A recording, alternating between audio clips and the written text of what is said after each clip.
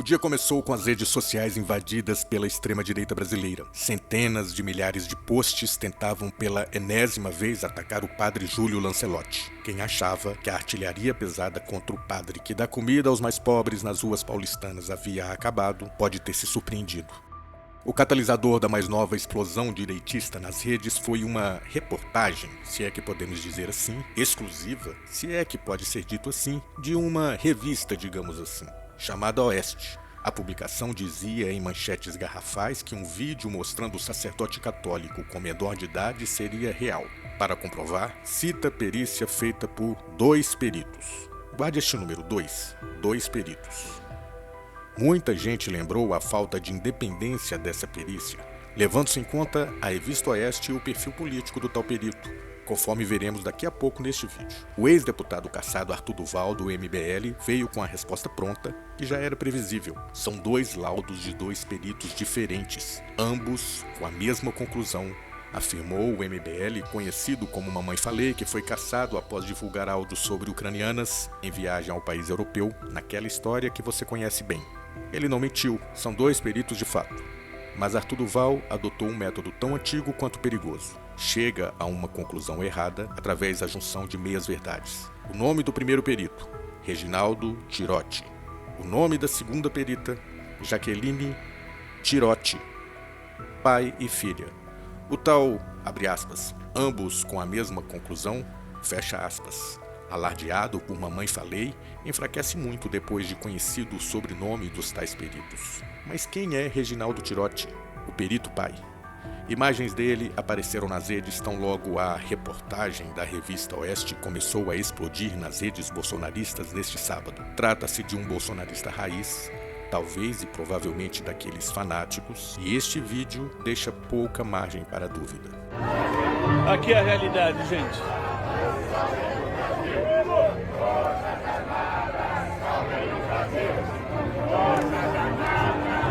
É o Brasil. O jornalista Renato Souza, repórter de política do Correio Brasiliense, informou que o perito bolsonarista afirma a todo mundo que é também jornalista, mas usa para isso um registro de entidade não oficial, uma tal Ordem dos Jornalistas. Renato Souza fala sobre a tal análise pericial feita pela dupla de pai e filha, consultados pela revista Oeste. Sobre a análise do vídeo, 2 supostos peritos usam características prosopográficas para alegar ser verdadeiro, isto é, características como o formato do rosto, orelhas, altura da calvície. Essas características são facilmente reproduzidas por inteligência artificial. Para concluir se as imagens são ou não verdadeiras, é fundamental ter acesso ao hardware que gravou as cenas, ou de onde as imagens manipuladas partiram. A revista Oeste surgiu em março de 2020 com o propósito de fazer uma abordagem liberal e conservadora. Não demorou muito e todos notaram que foi apenas um veículo para dar verniz jornalístico às lorotas bolsonaristas nas redes sociais. Tem como líderes J.R. Guzzo e Augusto Nunes. Em anúncios pagos no Facebook, a Oeste se define como uma publicação independente que defende o liberalismo econômico e a liberdade democrática. Desde dezembro de 2022, após a derrota de Bolsonaro para Lula, vê o crescimento do seu número de seguidores desacelerar. A nova bomba contra o padre Júlio, a propósito, só repercutiu em sites de parajornalismo, com nomes poucos conhecidos, liderados quase sempre por anônimos. Mas pouco importa, a simples menção ao fato em manchete serve para atiçar grupos bolsonaristas, principalmente no WhatsApp. Há 15 dias, Mário Gaziro, um perito consultado pela revista Fórum, havia chegado à conclusão oposta à dos colegas pai e filha bolsonaristas. Ou seja, segundo Gaziro, que é professor de Engenharia da Informação da Universidade Federal do ABC, pós-doutorando e pesquisador visitante na Escola de Engenharia da USP, o vídeo usado pela extrema-direita para atacar o padre Júlio é falso. Nas supostas imagens, um homem é apontado como sendo padre e aparece em atos com menor de idade. O vídeo é confuso, com o corpo e o rosto separados em quadrantes distintos, sobrepostos por uma espécie de legenda e outros elementos gráficos que tentam fazer crer que a videochamada era com menores de idade. O material já circulou nas redes sociais em 2022 e, à época, levantou sérias suspeitas de que se tratava de uma edição fraudulenta. O que realmente prova que não se trata do padre é a edição para inserção dos ícones do WhatsApp, porque se realmente fosse um caso real, em que uma suposta vítima tivesse gravado a tela do próprio celular com alguma ferramenta, não teria aparecido o ícone do aplicativo como o artefato de edição em destaque na análise forense. Aquilo foi editado e colocado lá, explicou o especialista. No mundo todo, a extrema-direita usa acusações comportamentais contra pessoas que julga estarem do outro lado no campo político. O padre Júlio Lancelotti é mais uma vítima dessa ação. É justo observar que, na prática, porém, casos comprovados e com criminosos na cadeia envolvem justamente aliados do bolsonarismo. O mais famoso deles é o vereador Gabriel Monteiro, do PL do Rio, um bolsonarista radical que adorava acusar os outros do que ele mesmo fazia, a julgar pelas informações conhecidas em seu inquérito. O influencer evangélico Vitor Bonato também foi preso após a confirmação de atos com mulheres sem o consentimento delas. Ele ficou preso 60 dias e deixou a cadeia essa semana.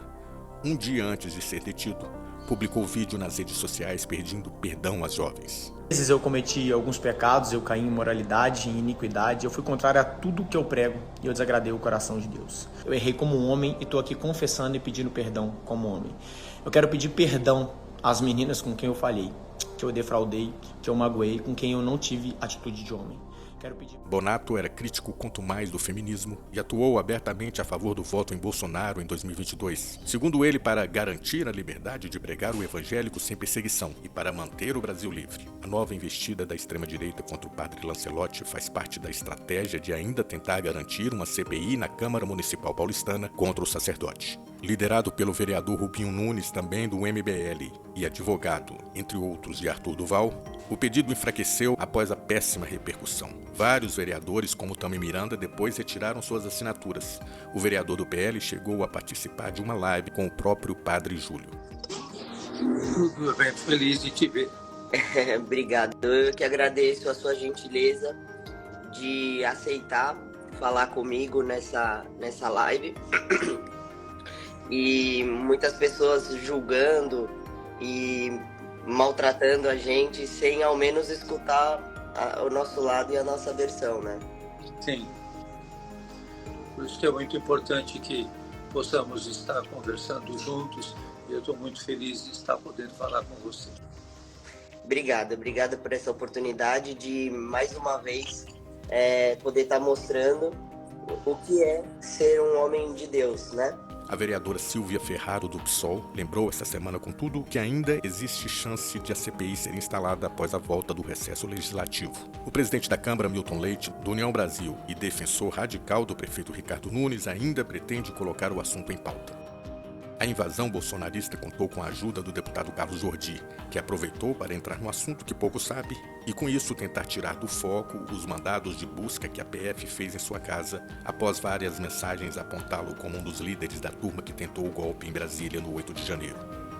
Amanda Vettorazzo, coordenadora nacional do MBL, fez o mesmo e tentou surfar nos ataques ao padre depois que viralizou a notícia de que recebeu R$ 7.200 de auxílio emergencial do governo Bolsonaro em 2020. Ela recebeu até um apelido nas redes: Dama do Auxílio. Foi o ano que eu quebrei, foi meu pior ano financeiro. Algumas pessoas sabem que sou só eu e minha mãe. Pai ausente, a gente não tem tio, meu avô é falecido, não tem nenhum parente próximo. E eu e minha vida inteira, a gente lutou muito e juntas. Quando eu tinha 20 anos, tive que ir para os Estados Unidos para trabalhar, para mandar dinheiro para o Brasil. Quando eu voltei, a gente abriu uma empresa e ficou com essa empresa alguns anos até 2019. Em 2020, com a pandemia, a gente infelizmente quebrou. Nossa única fonte de renda teve que ser fechada, exatamente por conta aí da pandemia. E nesse momento, a gente quebrou. Eu peguei o auxílio emergencial, isso não é... Eu nunca escondi isso, é uma coisa pública. Peguei por... Como se vê, por trás de tudo isso, há um forte componente político-eleitoral neste 2024 de eleições municipais. Nos bastidores, o prefeito Ricardo Nunes, que é capaz de pensar um pouquinho mais do que os bolsonaristas fanáticos e os jovens do MBL, já implorou para a direita evitar o assunto padre Lancelotti, já que a maioria dos paulistanos reconhece o nobre trabalho do sacerdote a favor dos mais pobres e sem teto da maior cidade brasileira. Mas pouco adianta. Como lembra a fábula do escorpião. Não tem nada a ver com lógica, é simplesmente a minha natureza. A natureza da extrema-direita bolsonarista é usar e abusar das fake news. Durante anos ela surfou isolada, sem desmentidos. Não mais.